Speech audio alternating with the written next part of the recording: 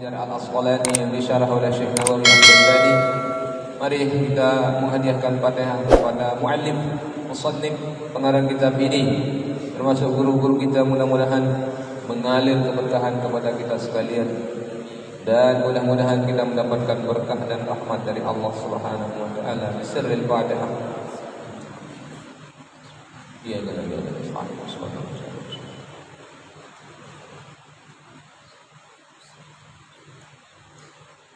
قال المصنف رحمه الله تبارك وتعالى ونفعنا والمسلمين بعلومه وبعلوم مشايخنا في الدارين آمين. ونفعنا والمسلمين بعلومه وبعلوم مشايخنا في الدارين آمين.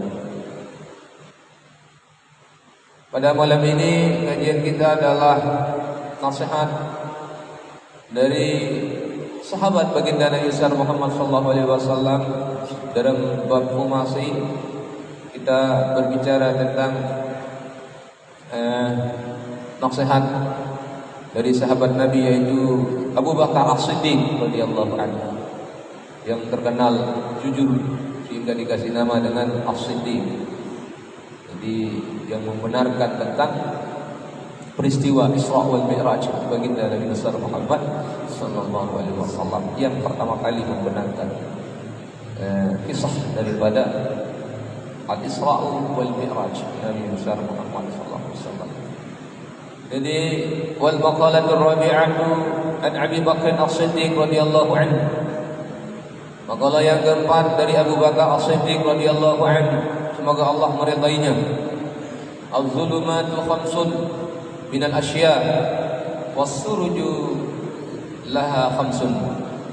Az-zulumat itu artinya kegelapan, gelap gulita, kegelapan. Kegelapan itu khamsun, ada 5 macam. Minal asya, 5 perkara. Kemudian was-siraju laha khamsun, dan lampu penerangnya itu 5 hal yang membuat orang itu gelap, dan 5 hal yang membuat itu terang benderang. Nah, ini nasihat penting dari Sayyidina Abu Bakar As-Siddiq radhiyallahu anhu. Ini sebagai warning dan sebagai motivasi untuk kita sekalian, baik dalam menjalani ibadah, dalam menjalani kehidupan kita sehari-hari di atas dunia ini. Jadi itu nasihatnya Sayyidina Abu Bakar As-Siddiq radhiyallahu anhu. Az-zulumatu khamsun minal asya was-suruju bidhammatain jam'u siraj. Jadi sirajun itu jamaknya adalah suruj. Surajun, surajani, suruj. Jadi lampu-lampu penerangnya itu ada 5 yang membuat orang itu menjadi gelap. Kemudian 5 yang menyebabkan orang itu menjadi terang benderang. Mana dia? Yang pertama katanya Abu Bakar As-Siddiq radhiyallahu anhu, hubbud dunya zulmatun. Cinta dunia itu adalah gelap gulita. Cinta dunia itu gelap gulita. Apa maksudnya di sini? Li'annahu yuqi'u bisyubhati thumma fil makruhati thumma fil muharramati. Jadi maksud di sini adalah sesungguhnya kegelapan itu bisa saja terjadi dalam hal-hal yang masalah yang syubhat, kemudian bisa juga orang masuk ke dalam hal-hal yang makruhat, dan bisa saja masuk dalam hal-hal yang diharamkan oleh Allah Subhanahu wa taala. Nah, ini karena perkara dunia itu ada di dalamnya itu perkara yang halal, ada perkara yang diharamkan, ada perkara yang syubhat, sama-sama halal tapi sama-sama. Ada perkara-perkara yang makruhat. Yang makruhat itu adalah hal-hal yang dibenci. Makruh itu hal-hal yang dibenci, hendaknya dihindari. Kalau sudah tahap makruh, lama-lama akan menjadi haram dia. Nah, jadi oleh sebab itulah kalau orang sudah masuk ke dalam hal-hal yang syubhat, kemungkinan bisa saja dia terjerumus dalam hal-hal yang makruhat. Setelah dia melakukan hal-hal yang makruhan, bisa saja dia terjumus dalam hal-hal yang diharamkan oleh Allah Subhanahu wa taala. Jadi itu nasihat Abu Bakar As-Siddiq, cinta dunia itu adalah kegelapan, gelap. Kemudian wasirajulaha, lampu penerangnya itu adalah at-taqwa ila Allah Subhanahu wa taala, bertakwa kepada Allah Subhanahu wa taala. Takwa itu banyak macamnya. Takwa itu al-khauf min Allah, takut. Al-khauf bil Allah, takut kepada Allah Subhanahu wa taala, sirriyatan wa alaniyatan, baik dalam keadaan sepi maupun ramai. Tidak dalam keadaan ramai saja kita bertakwa, tapi itu kalau orang yang bertakwa di saat dia ramai, berarti itu mengharapkan pujian dari orang lain. Di saat kita sedang berada di dalam kesunyian, dalam hal yang sepi, di waktu malam yang hening, disitulah kita banyak beribadah, banyak takut kepada Allah Subhanahu wa taala. Itulah takwa yang didefinisikan oleh Imam Ali Zainal Abidin. Nah, jadi dunia itu, cinta dunia itu adalah gelap. Kemudian lampu penerangnya itu adalah bertakwa. Kenapa? Karena baginda Nabi besar Muhammad SAW menjelaskan, qala Rasulullah SAW, hubbud dunya ra'su kulli khati'atin. Cinta dunia itu adalah pangkal kepala, pangkal dari segala macam kesalahan, segala macam hal-hal yang berbuat salah. Jadi itu pangkal dari segala macam kesalahan. Itu hadis ini diriwayatkan oleh Imam Baihaqi dari Hasan Al-Basri rahimahullah. Kemudian qala Al-Ghazali, Imam Al-Ghazali Hujjatul Islam, Imam Al-Ghazali rahimahullah, beliau menjelaskan bahwa wa kama an ahbaha ra'su kulli khati'atin, dan sebagaimana apa yang dijelaskan bahwasanya cinta dunia itu adalah pangkal dari segala macam kesalahan, maka fabaghuha, maka benci dengannya itu adalah ru'su kulli hasanatin, pangkal dari segala macam kebaikan. Itu menurut Imam Al-Ghazali rahimahullah. Jadi bukan berarti kita tidak butuh dunia itu. Ad-dunya mazra'atul dunia itu adalah tempat kita bercocok tanam, artinya tempat kita menanam amal sebanyak-banyaknya. Kita pergi berdagang, niat untuk beribadah, menafkahkan keluarga. Kita pergi ke hal-hal masalah. Makanya Syekh Az-Zarnuji, beliau menjelaskan dalam kitab Ta'lim wa Muta'allim, perbuatan dunia tapi niatnya itu adalah untuk akhirat, maka jatuh akhirat dia. Kalau misalnya datang ke masjid tapi tujuannya untuk dunia, maka jatuh dunia dia. Coba kita datang ke sini, tapi niat kita lain. Niat kita gosip misalnya. Alhamdulillah, subhanallah. Nah, kalau berbicara tentang agama, ada masalah.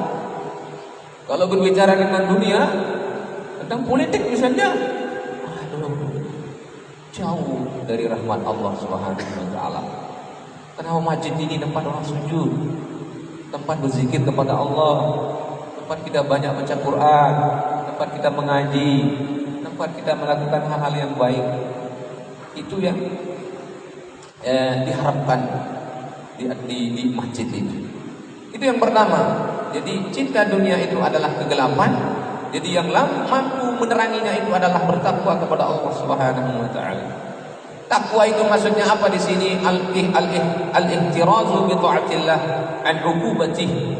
Al-ihtiraz itu memelihara, menjaga dengan taat kepada Allah dan menjaga dari hal-hal yang disiksa, akan mendapat siksaan dari Allah Subhanahu wa taala. Itu maksudnya al-ihtiraz.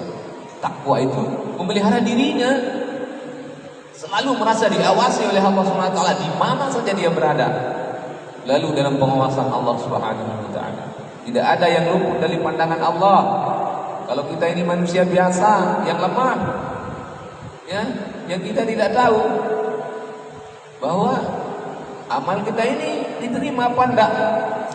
Itu kuncinya adalah nawaitu, kita ikhlas karena Allah SWT. Kemudian yang kedua adalah nasihat Abu Bakar As-Siddiq ini, wadzambu zulmatun, dosa itu gelap. Tapi tidak pernah kita lihat ya. Kalau ada seorang ulama besar ini, Imam Abdul Aziz Ad-Daraini, pengarang kitab Thaharatul Qulub, itu membersihkan hati. Beliau itu sudah melihat bentuk dosa, coba. Kok dibaca dalam kitab itu. Beliau sudah melihat bentuk dosa. Kitab. Beliau sedang berwudu di telaga. Ternyata kelihatan dia warna hitam dia. Dari bekas dari disitulah Allah memperlihatkan bagaimana sih bentuk warnanya dosa itu. Jadi gelap. Jadi wazambu zulmatun, dosa itu adalah gelap. Sedangkan wasirajul lahu at-taubah, sedangkan lampu penerangnya itu adalah bertaubat kepada Allah Subhanahu wa taala. Kenapa? Karena baginda Nabi Muhammad SAW menjelaskan, ruwiya annahu sallallahu alaihi wasallam qala, diriwayatkan bahwasanya Nabi sallallahu alaihi wasallam telah berkata, innal 'abda idza ahta'a qati'atan nukitat fi qalbihi nuqtatan sauda. Nah, ini dijelaskan nih. Sesungguhnya hamba yang apabila dia berbuat kesalahan yang tergores, nukitat, ada tergores fi qalbihi, dalam hatinya. Kemudian nuqtatan sauda, goresan itu berwarna hitam. Goresan itu berwarna hitam. Fa iza huwa naza'a, maka apabila dia tercabut, hilang itu, wastaghfara, dia beristighfar, mohon ampun kepada Allah Subhanahu wa taala, wa taba, dan dia bertaubat kepada Allah Subhanahu wa taala, saqula qalbahu wa in 'ada zida biha, maka dia itu bersih hatinya itu. Kalau dia sudah hilang, dia beristighfar, dia bertaubat kepada Allah Subhanahu wa taala, saqula qalbah, dia bersih hatinya.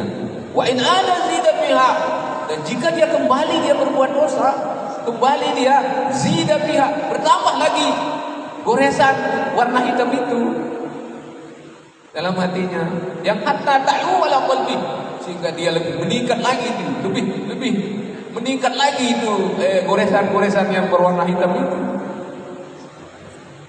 Ya Allah, wa huwa ar-rad alladzi dzakara Allah taala, dan dialah nuktah itu, nukitan fi qalbi itu, goresan itu yang disebut dengan ar-rad. Ar-rad itu kotoran. Ar-rad yang telah disebutkan oleh Allah Subhanahu wa taala dalam Al-Qur'an, kalla bal rana ala qulubihim bima ma kanu yaksibun. Kalla bal rana ala qulubihim ma kanu yaksibun.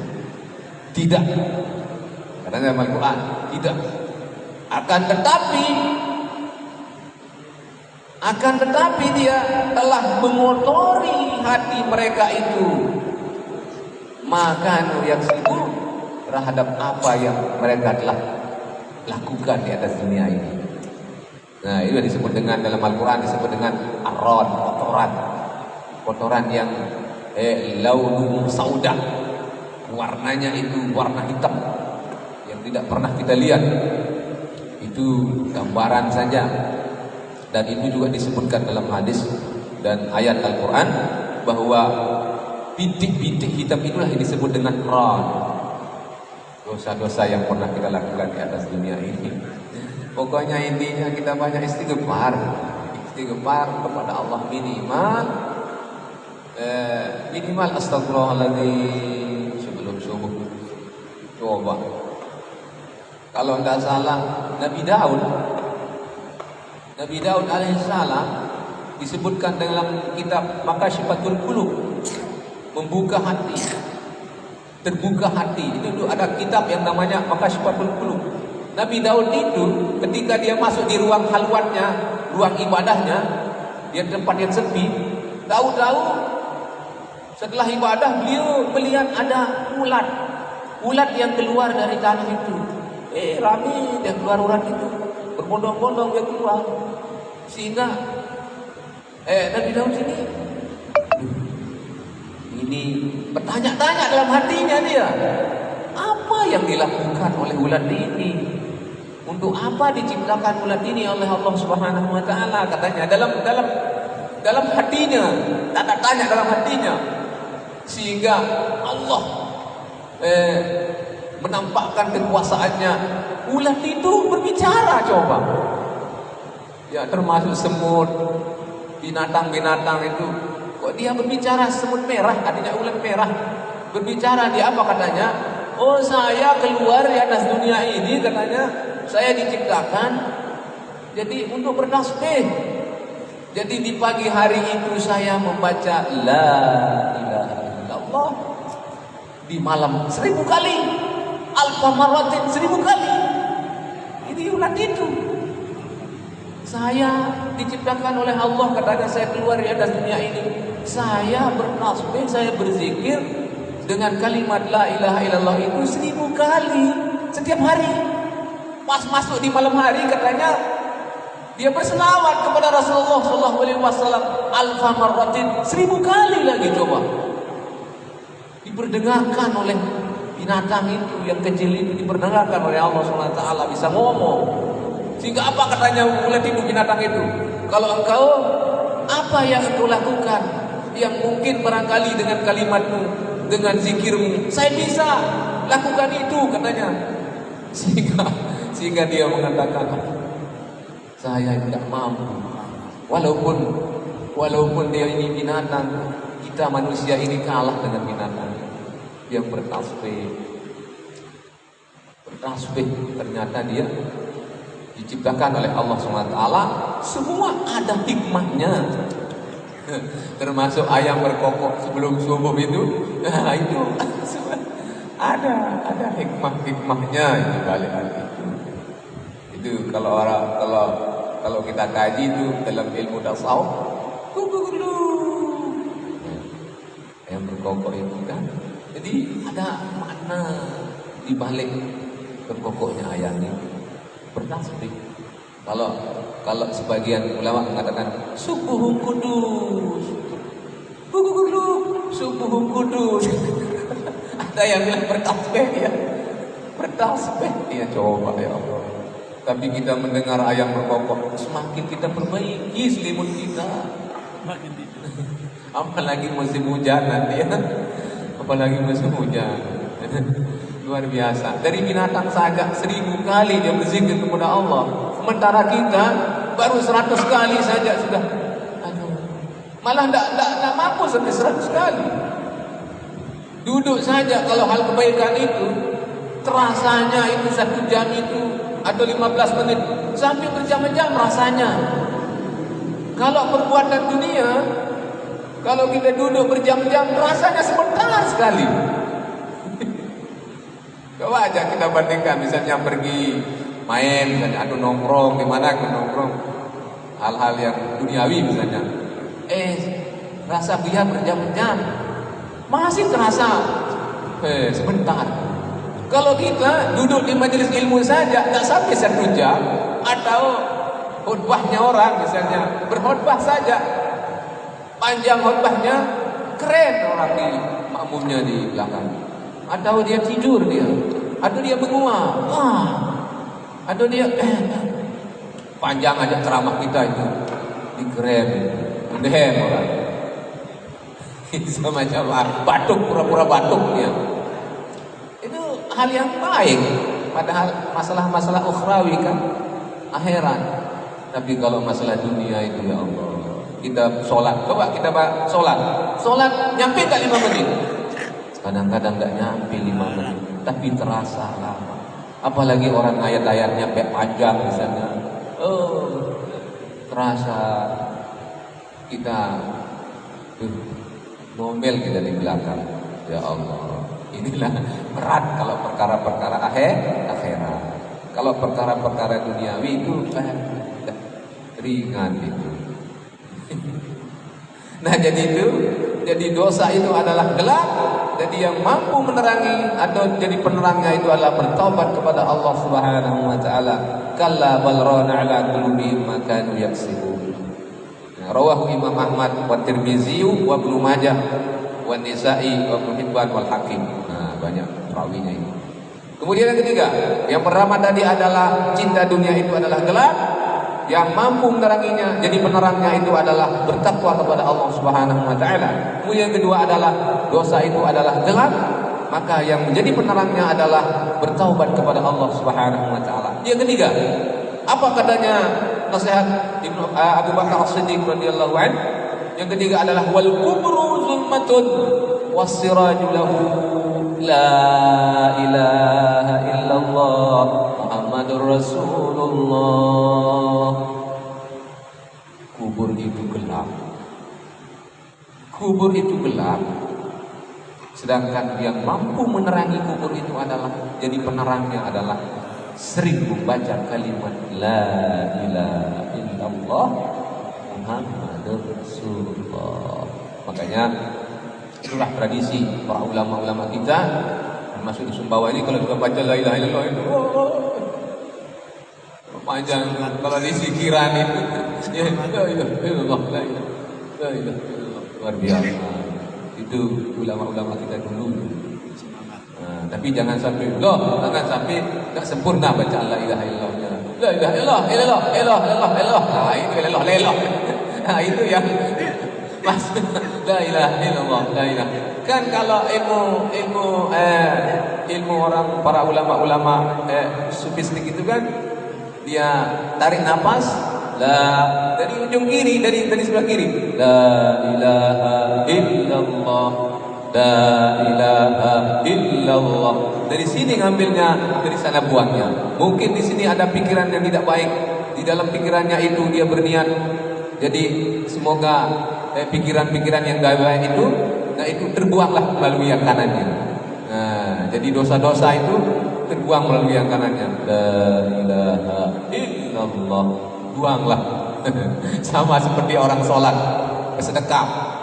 Kenapa kita itu bersedekap yang kanan ini yang memegang yang kiri? Kenapa tidak yang kiri yang memegang yang kanan? Nah, ini kalau kajiannya para ulama-ulama kita, kalau ulama fikih itu kita megang yang kiri ini kan. Kenapa? Fa'alhamaha fujuraha wa taqwaha. Jadi yang kiri ini kan selalu ingin berbuat dosa dia. Maka yang kanan ini jangan, katanya, stop. Kamu sedang sholat ini, tahan dulu. Yang manahannya itu adalah tangannya yang kanan. Stop, yang sini. Stop, jangan dulu melakukan dosa. Berhenti melakukan dosa itu. Nah, itu. Kayak yang kiri kanan. Dosa pahala.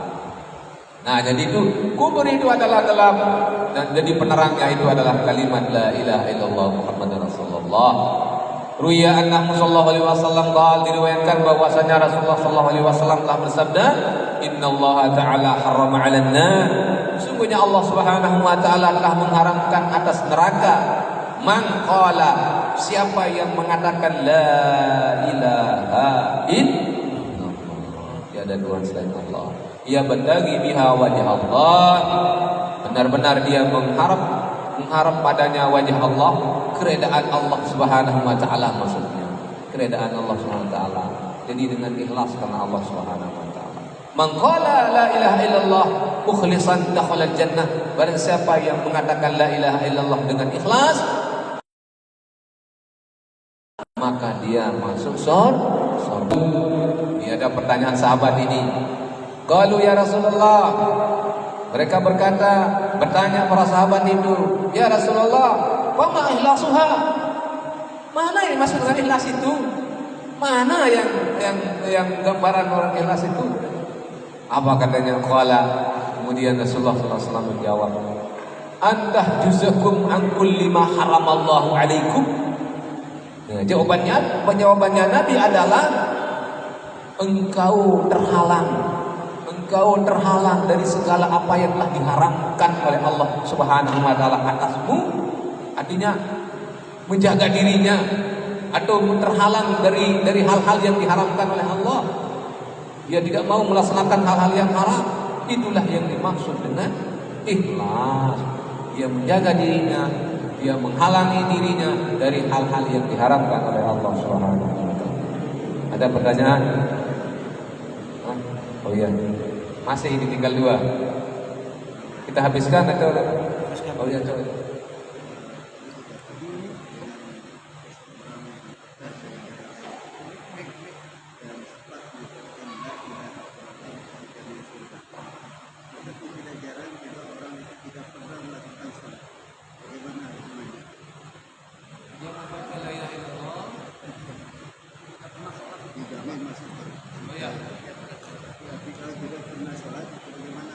Ya. Ya.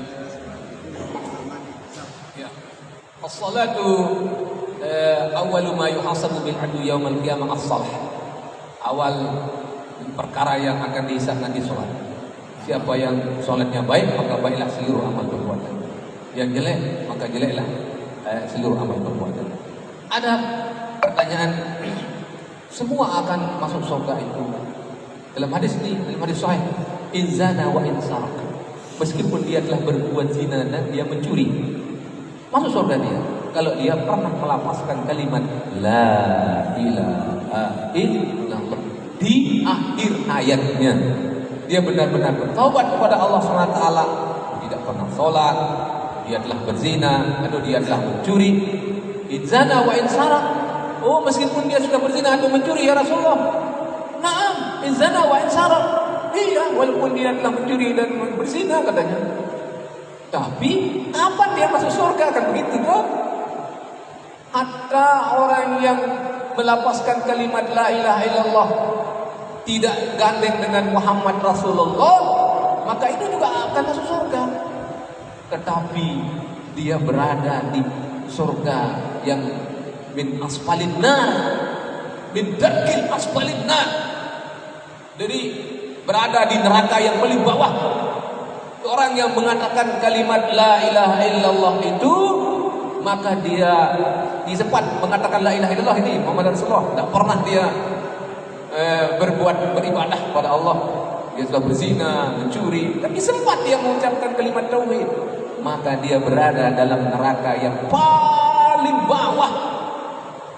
Kalau ditengok dengan mikroskop, katanya alat itu sebesar apa itu? Kuman yang paling kecil, kutu yang paling kecil, katanya di paling bawah, di paling bawah api neraka. Makanya dia dicari oleh malaikat itu, di mana ini orang yang pernah mengucapkan kalimat la ilaha illallah Muhammad Rasulullah ini. Diambillah dia, karena sudah habis siksaan Allah SWT, baru dia dimasukkan dalam surga. Pas nyampe surga, malu dia masuk. Sudah penuh katanya. Gak mau, biar saya di teras-terasnya saja. Biar saya di teras-terasnya. Oh, jangan di terasnya, silahkan masuk. Surga itu seluas jauh pandangan mata. Artinya tidak bisa penuh. Neraka itu juga tidak bisa penuh. Nah, silahkan, dipersilahkan juga mendapat syafaat, dan dia juga dimasukkan dalam surga. Tapi dia hanya transit di situ dulu, dicuci dulu, dibersihkan dulu, baru dia dimasukkan dalam surga. Yang sempat, kalau dia benar-benar bertaubat. Hanya kalau dia di mulut saja dia la ilaha illallah Muhammadur Rasulullah, tapi dia maksiat jalan terus, berarti itu belum diterima taubatnya oleh Allah SWT. Oke, tinggal 2 ya, tinggal 2 yang kita. Kemudian yang keempat, yang pertama tadi, indah dunia gelap, penerangnya adalah bertakwa kepada Allah SWT. Kemudian dosa itu adalah gelap, penerangnya adalah bertaubat kepada Allah SWT, kubur itu gelap, maka lampunya adalah kalimat la ilaha illallah Muhammadar Rasulullah. Yang keempat adalah wal akhiratu zulmatun, akhirat itu adalah gelap di kasratil ahwal, karena banyak bencana-bencana nanti di akhirat itu. Ada alam kubur, ada yaumul ba'ats, ada kebangkitan, kemudian ada perhitungan. Maka wasirajulaha al-amalus salih, penerangnya adalah amalan soleh yang kita kerjakan di atas dunia ini. Kemudian yang terakhir adalah wasiratu zulmatun wasirajulahu al-yaqin. Sirat itu jembatan siratal mustaqim itu adalah gelap, lampu penerangnya itu adalah yakin. Karena ini adalah masalah akidah. Ada yang tidak membenarkan mengenai jembatan itu, jembatan siratal mustaqim. Ada yang membenarkan mengenai sirat itu. Karena ini adalah perkara akidah. Makanya di sini dijelaskan bahwa tahqiqut tasdiq bi izalati kulli raibin. Nah, menunjukkan, membenarkan, benar-benar dia membenarkan tentang dengan menghilangkan segala keraguan. Itulah perkara yang disebut dengan sirat, jembatan siratal mustaqim. Itulah mungkin barangkali yang dapat saya sampaikan. Walau agak lumayan panjangnya nasihat Abu Bakar As-Siddiq radhiyallahu anhu. Mudah-mudahan kajian kita malam ini ada mungkin yang perlu ditanyakan yang lain, tapi karena waktu. Demikian, terima kasih. Mari kita akhiri dengan membaca tasbih subhanallah walhamdulillah wa la ilaha illallah wallahu akbar. Subhanallah walhamdulillah wa la ilaha illallah wallahu akbar.